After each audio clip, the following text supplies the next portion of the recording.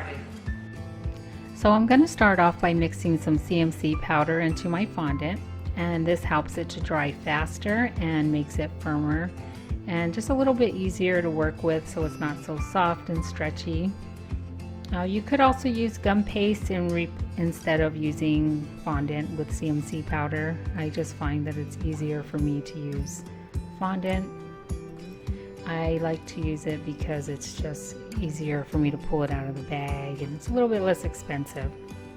So what I'm doing here is I'm just tapering off the ends, and I'm pushing down my rolling pin all the way down to the mat and just cutting off the edges.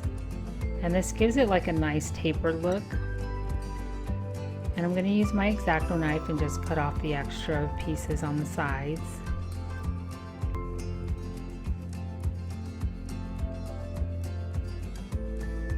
Now I'm just going to cut off the bottom part so that I have a nice clean edge.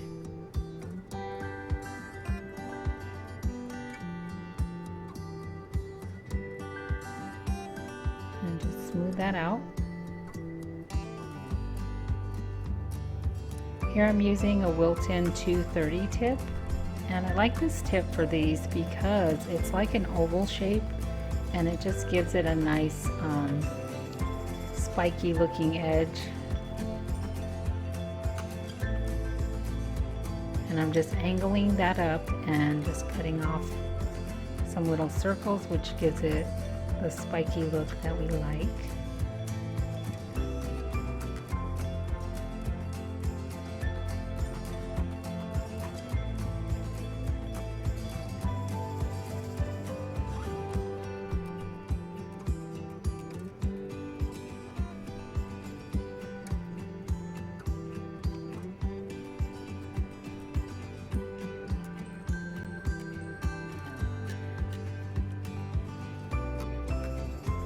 Once I'm done with that, I'm just going to clean up the edges, and I'm going to place it on a rolling pin just so that it dries in a natural looking way, so it has a little bit of movement.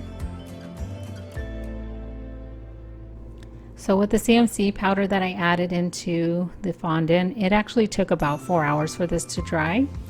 And after that, I added some luster dust, and the colors I used here are amethyst and seafoam. And the white that you see is cornstarch, and that just helps it to go on a little bit nicer. It doesn't look so blotchy. It helps it to blend a little bit easier.